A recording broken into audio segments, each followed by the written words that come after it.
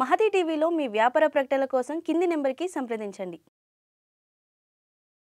నమస్తే గురుగారు. శుభాశీస్సులండి. గురుగారు, జూన్ నెలలో 2వ రాశి అయిన వృషభ రాశి వారికి ఎలా ఉండబోతుందో తెలియజేస్తారా? మంచి విషయమే. మనం జూన్ నెల ప్రతి రాశి గురించి కూడా తెలియజేస్తున్నాం కదా. అందులో 2వ రాశి వృషభ రాశి. ఈ జూన్ నెల 6వ నెల అంటే జ్యేష్ఠ మాసం. ఈ జ్యేష్ఠ మాసంలో ఈ రాశి వారికి, వృషభ రాశి వారికి వచ్చేటప్పటికి కొంత అంత అనుకూలం లేదన్నమాట ఈ జూన్ నెలలో. కాబట్టి ముఖ్యమైన విషయాలలో ఇంపార్టెంట్ విషయాలు చేయకపోవడం చాలా మంచిది. చిన్న చిన్న కామన్ పనులు ఏదైనా సరే చేసుకోవచ్చు, నిత్య కృత్యములన్నీ కూడా చేసుకోవచ్చు. కానీ ఇంపార్టెంట్ పనులు అంటే ఏంటంటే ఈ వృషభ రాశికి 2 భాగాలు. అంటే 2 భాగాలు అంటే ఏంటంటే రేపు ఈ అమావాస్య తర్వాత పౌర్ణమి వరకు 15 రోజులు శుద్ధపక్షం, ఇది ఒక భాగం. ద్వితీయార్థం ఇది ప్రథమార్థం, తర్వాత పౌర్ణమి తదుపరి అమావాస్య వరకు ద్వితీయార్థం. అంటే 2 భాగాలు, 2 పక్షాలు. ఇందులో ప్రథమార్థం చాలా బాగలేదు. చాలా బాగలేదంటే ఈ జ్యేష్ఠ అమావాస్య నుంచి పౌర్ణమి వరకు కూడాను ఈ రాశి వాళ్ళకి అన్ని ఆటంకాలే ఉన్నాయి. అన్ని ఆటంకాలు అంటే ఇంపార్టెంట్ పనులు అనేది వాయిదా వేసుకోవడం మంచిది.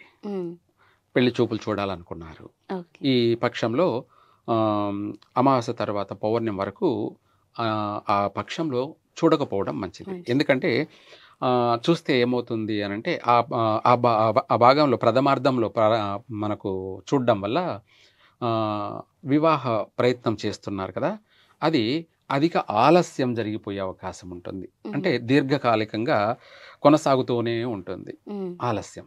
ఎన్ని చూసినా కూడా కుదరకపోవడం, విసిగిపోవడం, వేజారిపోవడం, నిరుత్సాహపడడం అనేది ఒకటి ఉంటుంది. మళ్ళీ దాంతోపాటు ఆ ప్రారంభం చేయడం, ఆ ప్రథమార్థంలో ప్రారంభం చేయడం వల్ల ఏదైనా ప్రమాదాలు జరిగే అవకాశాలు ఉన్నాయి. ప్రమాదాలంటే వాహన ప్రమాదాలు కావచ్చు, లేదంటే ఆరోగ్యపరమైనటువంటి ఇబ్బందులు ఎదురయ్యే అవకాశము ఉంది. ఇటువంటి సమస్యలన్నీ కూడా ఎదురయ్యే అవకాశం ఉంది. అందుకనేసి ఇంపార్టెంట్ పనులు చేయకపోవడం మంచిది. లేదు, ఎవరైనా సరే కొత్తగా నూతన వ్యాపారం ప్రారంభం చేయాలనుకుంటుంటారు కదా, చిన్న వ్యాపారమా అది పెద్ద వ్యాపారమా అనేది కాదు, వ్యాపారం ఏదైనా వ్యాపారమే. చిన్న వ్యాపారం చేసినా కలిసి రావాలి. ఈ ప్రథమార్థంలో ఈ జ్యేష్ఠ అమావాస్య నుంచి పౌర్ణమి వరకు 15 రోజుల లోపల కూడా ఎటువంటి వ్యాపారం చేయకపోవడం చాలా మంచిది. వాయిదా వేసుకోవడం, తర్వాత ప్రారంభం చేసుకోవచ్చు.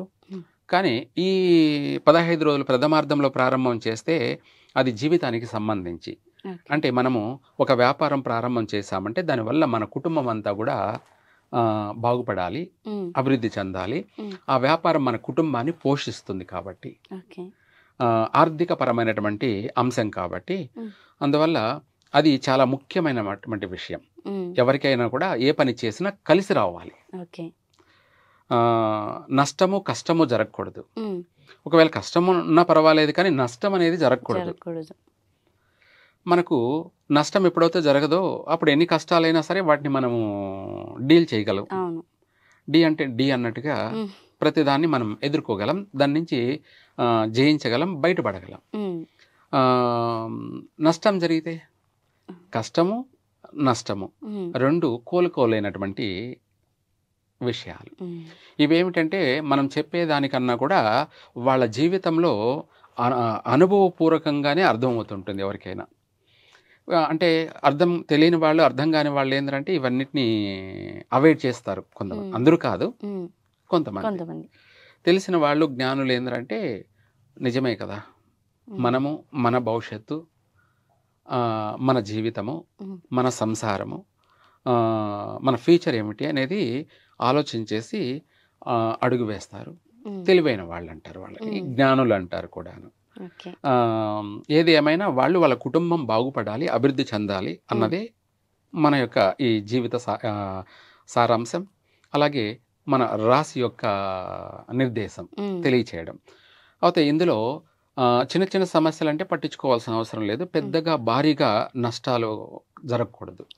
అందుకనేసి తెలివిగా మనం ఆచితూచి అడుగు వేయాలి. ప్రతి విషయాల్లో కూడా మనము అతి జాగ్రత్తగా నడక అంటే మన యొక్క నడవడిక అనేది వేయాలి.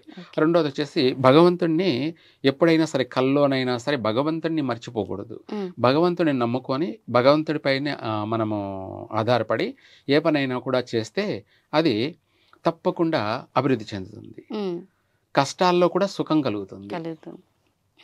అందులో భాగంగా ఈ మొదటి ప్రథమార్థంలో వచ్చేసి ఇంపార్టెంట్ పనులు చేయకపోవడం మంచిది. ఏదైనా చెయ్యాలి అనుకుంటే ద్వితీయార్థంలో చేయొచ్చు. అంటే పౌర్ణమి అయిపోయిన తర్వాత అమావాస్య మధ్యలో చేసుకోవచ్చు. ఎటువంటి పనైనా చేసుకోవచ్చు. వ్యాపారమా ప్రారంభం చేసుకోవచ్చు. పెళ్లి చూపులు చూడడమా ప్రారంభం చేసుకోవచ్చు.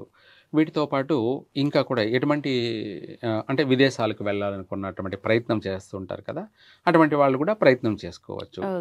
ఉద్యోగం గురించి ప్రయత్నం చేసేవాళ్ళు ఈ ప్రథమార్థంలో కాకుండా ద్వితీయార్థంలో చేసినట్టయితే తప్పకుండా వాళ్ళకి ఉద్యోగం అవకాశం కలుగుతుంది. అంటే వెంటనైనా వచ్చే అవకాశం ఉంది. కాస్త వెనక ముందు ఆలస్యమైనా తప్పకుండా ఉద్యోగం అయితే వస్తుంది. ఇలా ప్రతి విషయాల్లో కూడా ఆ మాసం అంటే 30 రోజుల్లో మొదటి 15 రోజుల్ని ఎక్కువగా మనము ఈ జూన్ నెలలో పాటించకపోవడం మంచిది. తదుపరి ఎటువంటి పనైనా చేసుకున్నట్టయితే కలిసి వస్తుంది. జీవితాంతం మనకు అభివృద్ధి కూడా ఉంటుంది. సుఖము, సంతోషము, ఆనందము, సౌఖ్యము అన్నీ కూడా కలుగుతాయి. గురుగారు, ఈ వృషభ రాశి వారు ఎలాంటి పరిహారాలు చేసుకుంటే మంచిదంటారు? మంచి విషయమే. ఈ వృషభ రాశి వారికి మొదట ప్రథమార్థం బాగలేదు కాబట్టి ఈ వృషభ రాశి వాళ్ళు అమ్మవారికి అంటే దుర్గాదేవికి అనుకోవచ్చు, లేదంటే లక్ష్మీదేవికైనా అనొచ్చు, లేదంటే గ్రామ దేవతలు అని ఉంటారు. అంటే ఎవరికి ఎక్కడ విలేజ్ల్లో అయినా సరే వాళ్ళకు అక్కడ గ్రామ దేవత ఉంటుంది. అక్కడ అమ్మవారికి ఆదివారము, అలాగే మంగళవారము లేదా శుక్రవారం, ఈ 3 రోజులు అమ్మవారికి వీలైనంత వరకు లక్ష్మీదేవిని అనుకోండి, గులాబీ పూలతో కానీ మందార పూలతో కానీ అమ్మవారికి వాళ్ళే స్వయంగా అష్టోత్తరం చేసుకోవచ్చు. అంటే పుష్పాభిషేకం అనుకోండి. ఒక్కొక్క అష్టోత్తరానికి ఒక్కొక్క మందార పువ్వు అయినా సరే, లేదంటే గులాబీ పువ్వు అయినా సరే తీసుకొని అమ్మవారికి పాదాల చెంత వేయడం. అలా 108 పూలతో అర్చించినట్టయితే వీళ్ళ జీవితం కూడా 3 పువ్వులు 6 కాయలు. ఒక మాటలో చెప్పాలంటే యోగం కూడా కలిగే అవకాశం ఉంటుంది. యోగం అంటే ఇంకా చెప్పలేనంత అభివృద్ధి కలిగే అవకాశం కూడా ఉంది. ఇది ప్రథమార్థంలోనే చేయాలి.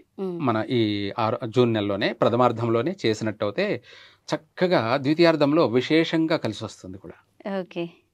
ఓకే గురుగారు, వృషభ రాశి వారి గురించి చాలా చక్కగా తెలియజేశారు. ధన్యవాదాలండి. సర్వే జన సుఖినో భవంతు.